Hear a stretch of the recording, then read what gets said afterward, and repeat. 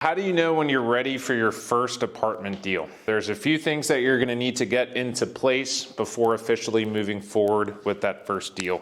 Let's break it down. Get rid of this. Number one is your capital. You're going to need the money to purchase this deal, obviously, unless you have millions of dollars in the bank, which I did not when I got started. You're going to need a team.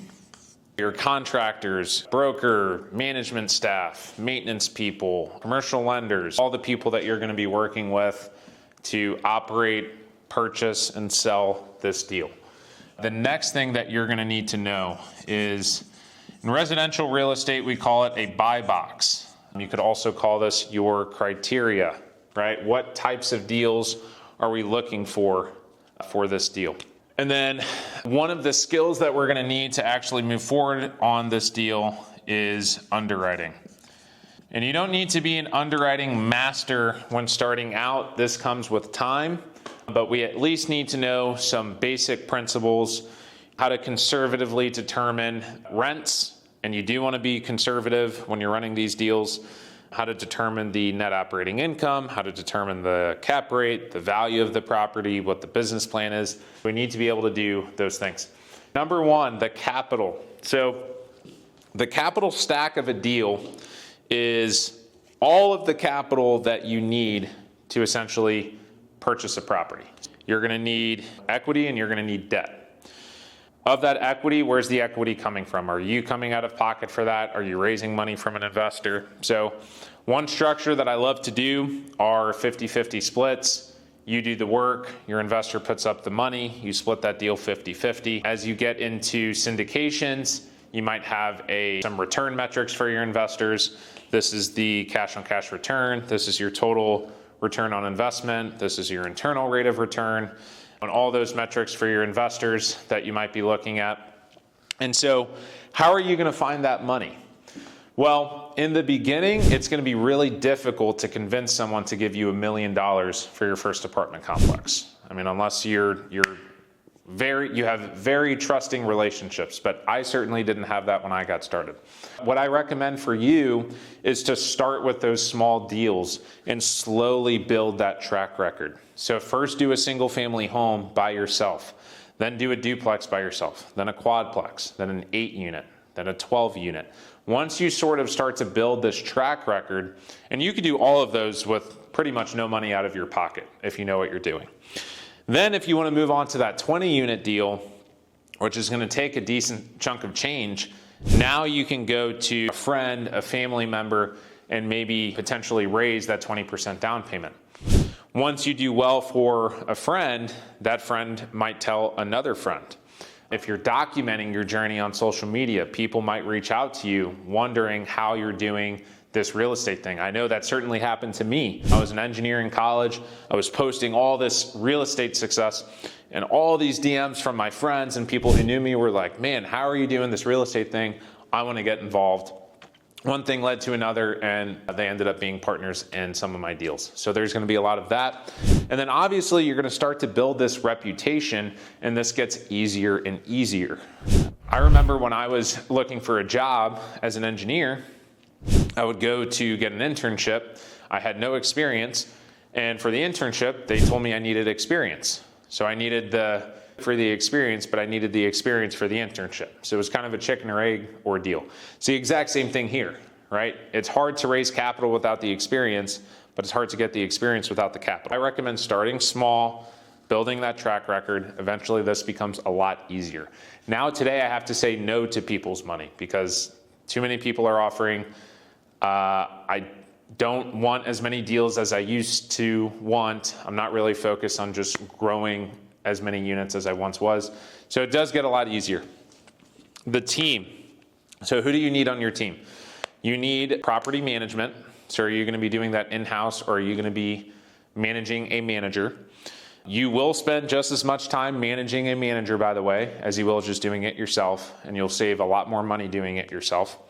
So if you're doing it in-house, do you have someone for leasing? Do you have someone for maintenance? Do you have someone for tenant communications and collections? Do you have someone for bookkeeping? Do you have someone for paying invoices and your finances and things like that. Make sure you have your team together with the property management. Eventually, you're gonna be wearing in the beginning, you're gonna be wearing all the hats, and as you grow your unit count, you can start to outsource these things. Do you have a construction team? Obviously, in the beginning, you're not gonna have a construction company, but do you have an electrician? Do you have a plumber, an HVAC guy, a roofer who does windows and siding, a handyman, a carpenter, someone who can do all of your cosmetic work, the paint, the flooring, a tile layer, the doors, the kitchens, the baths, everything. So do you have more than one person for each of these categories?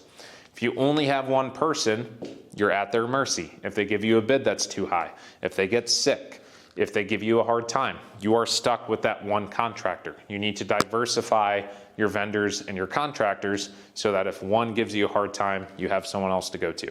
Again, as you grow your unit count, you can start to bring this construction in-house, become vertically integrated. I know when I did this, that's when my success really skyrocketed because I didn't have to worry about managing construction anymore.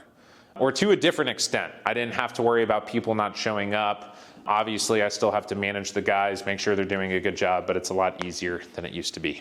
So building your team is number 2.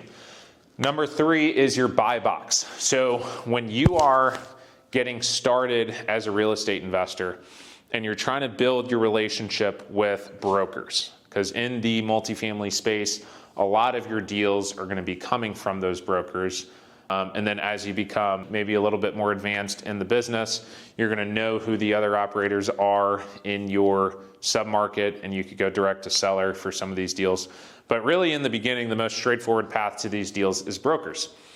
So why is this broker going to choose you over the hundreds of other investors that they have on their email list? And it really comes down to niching down on exactly the types of deals that you want, so that when that broker finds that very specific criteria, they go to you for that very specific criteria. So if you're in St. Louis, it might be, if you're starting out, C-Class, South City, 8 to 16 units.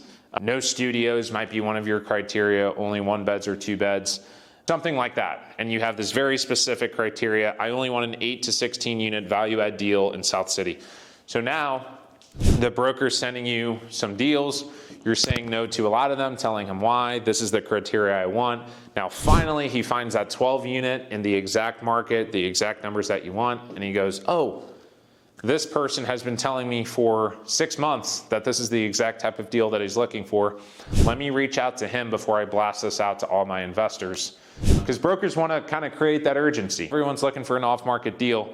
So before they blast it on the MLS, they are going to take their pocket listing and reach out to investors who they think are going to buy it. And you want the broker to be thinking about you.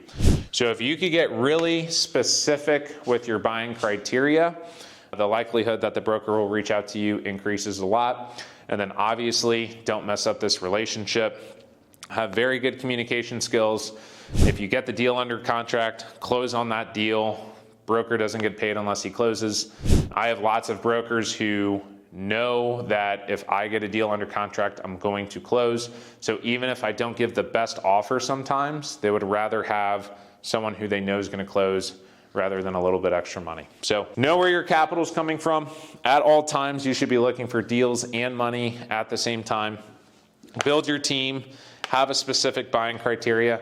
Last thing is know how to underwrite. When this broker does send you this deal, make sure you know what you're talking about. Make sure you know how to run the numbers so that you could get back to this broker within 24 to 48 hours, letting them know if this is a deal that you want to move forward with.